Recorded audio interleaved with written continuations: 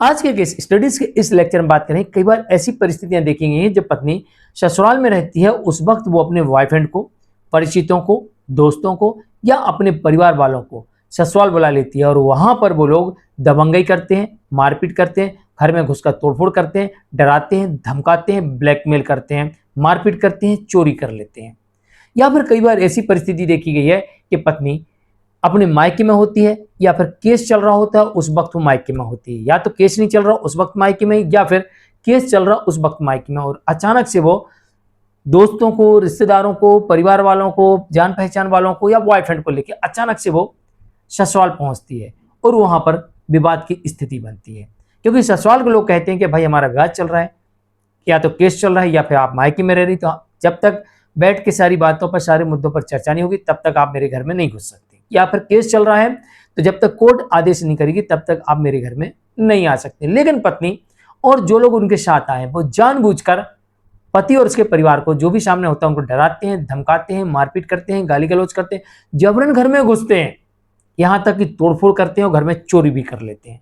ऐसी कई वारदातें देखने को मिली है। या फिर पति अपने घर में नहीं होता, घर पे ताला लगा होता है, उस वक्त पत्नी आती है, घर का ताला तोड़ती है और घर में रखा हुआ सारा सामान लेकर रफू चक्कर हो जाती है। जो उसके साथ आते हैं वो ले जाते हैं। वो कहते हैं कि पत्नी कहती है तो मेरा सामान था, मैं ले आई, मेरे को लाने का अधिकार है। जो लोग साथ में आते हैं वो कहते हैं भाई उसका घर है और उसका सामान है, वो ले जा सकती है। लेकिन चोरी छुपे ताला तोड़कर ले जाना, ये कौन सा नियम है?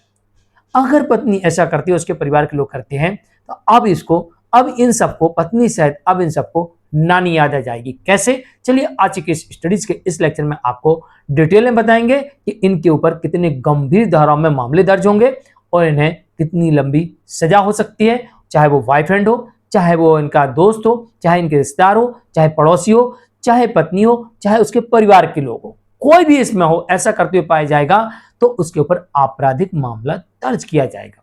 जय जिनेंद्र, होमकेश जैन। वीडियो को लाइक और शेयर कर दीजिए, और इस तरह के जजमेंट्स पाने के लिए, जिसमें लगभग आपको 200 जजमेंट्स मिलते हैं, या अन्य किसी जानकारी के लिए दिए गए नंबर पर आप संपर्क कर सकते हैं। वीडियो को लाइक और शेयर कर दीजिए। चलिए शुरुआत करते हैं। नंबर 1, जो मैंने अभी कंडीशंस बताई हैं, अगर ऐसा करते हुए पाए जाते हैं तो ऐसी स्थिति में पति को तत्काल शिकायत दर्ज करानी है। कई बार पति कहते हैं मेरी शिकायत दर्ज नहीं होती, पुलिस भगा देती, बोलती तुम्हारा पारिवारिक मामला है या फिर न्यायालय में मामला चल रहा तो वहीं जाइए। अगर ऐसा पुलिस कह के भगा दे तो डरने की कोई बात नहीं है। आप सीधे लिखित में आवेदन थाना प्रभारी को रजिस्टर डाक से भेज दीजिए। डाक से भेजेंगे, पोस्टमैन देके आएगा, उनको लेना पड़ेगा और आपके पास रिसीविंग आ जाएगी। उसी की ट्रू कॉपी आप वहां के थाना प्रभारी को दे दीजिए कि शाम पुलिस स्टेशन गए थे। थाना एसपी साहब को दे दीजिए, एसपी महोदय को भेज दीजिए उसी की ट्रू कॉपी, और उसमें लिख दीजिए साहब हम फला फला तारीख को थाने पे गए थे, हमारी कंप्लेंट नहीं ली गई, इसलिए मैंने आपको और आपके थाना प्रभारी को पोस्ट से लिखित में शिकायत भेजी है। दोनों तरफ शिकायत पहुंच जाएगी। अब आप 30 दिन इंतजार करिए, फिर आप पुलिस से संपर्क करिए क्या हुआ। अगर पुलिस कोई भी उचित जवाब न दे तो आप एक आरटीआई लगाइए और आरटीआई में जवाब मांगिए कि हमने थाने पर भी शिकायत दी थी और एसपी साहब को भी दी थी। तो कप्तान साहब भी इसका जवाब देंगे और थाना प्रभारी भी इसका जवाब देगा कि इसमें हमने क्या किया। आपको आरटीआई से एक लिखित जवाब आ जाएगा और उसके बाद उसमें यह लिखा आता है कि हम इन्वेस्टिगेशन कर रहे हैं, तो आप 90 डेज तक वेट करिए। और 90 डेज में भी आपको कोई रिस्पॉन्स ना मिले, 90 दिन हो जाए और अभी तक बस उन्होंने लिख के दी हम इन्वेस्टिगेशन कर रहे हैं और कुछ भी आपको अता पता नहीं है क्या हो रहा, तो 90 डेज बाद आप कंप्लेंट की कॉपी लीजिए और सीधा जाके कोर्ट में केस फाइल कर दीजिए वकील साहब के माध्यम से। और अगर वो कहते हैं इन्वेस्टिगेशन चल रही है आप ज्वाइन कर लीजिए, और अगर वो लिख के दे देते हैं कि आपका पारिवारिक मामला है, या वो लिख के देते हैं कि आपका कोर्ट में मामला चल रहा है, या वो लिख के देते हैं कि आप झूठी शिकायत दर्ज करा रहे हैं, तो आप उनकी कॉपी लीजिए और आप इन सब कॉपी को लेकर फिर एडवोकेट साहब के पास जाइए और अपने सबूत और गवाहों को इकट्ठा करिए और एक प्राइवेट परिवाद के तौर पर कोर्ट में केस फाइल कर दीजिए।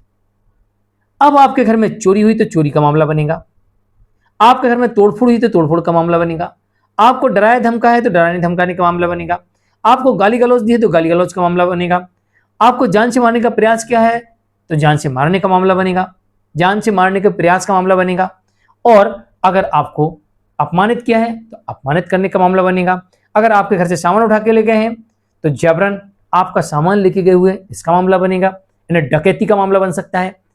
तो जैसा कृत्य हुआ है उस केस में, और जिसने किया है, चाहे वो पत्नी हो, चाहे उसका बॉयफ्रेंड हो, चाहे उसके सहयोगी हो, मित्र हो, दोस्त हो, और चाहे उसके रिश्तेदार हो, चाहे उसके पड़ोसी हो, चाहे उसके घर के लोग हो, चाहे पत्नी खुद क्यों ना हो, जो कोई भी इसमें शामिल होगा, बस आपके पास में गवाह होना चाहिए, सबूत होना चाहिए, और जो मैंने प्रोसेस बताया है अपने कंप्लेंट देने का, उसमें सारा विवरण होना चाहिए।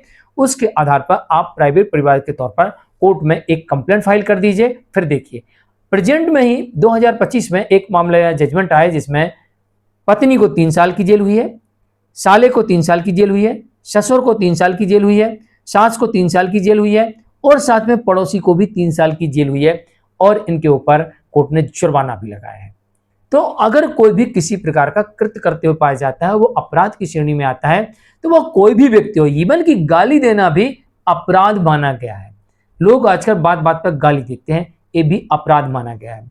अगर कोई भी व्यक्ति आपके घर में एक इतना सा कंकड़ ले और दरवाजे पे या खिड़की में होकर ऐसा अंदर फेंक दे, तो ये भी अपराध की श्रेणी में आता है। कोई आपको ले, मैं तुझे छोड़ूंगा नहीं, जान से मार दूंगा, तो ये भी अपराध की श्रेणी में आता है। कोई आपको एक थप्पड़ लगा दे, ये भी अपराध की श्रेणी में आता है। कोई आपके घर से एक सीख उठा के ले जाए जिसकी कोई वैल्यू नहीं है, वो चोरी से उठा के ले जाए, तो ये भी अपराध की श्रेणी में आता है। कोई आपके घर में आके ऐसी चीज तोड़ दे जिसकी कोई वैल्यू नहीं है, आपको कबाड़ में फेंकना थी, फिर भी आके उसने आपके घर में तोड़ दिया आपकी परमिशन के बिना, तो ये भी अपराध की श्रेणी में आता है। कोई भी हो, आपकी परमिशन के बिना आपके घर में ताला तोड़ के घुस जाए, ये भी अपराध की श्रेणी में आता है।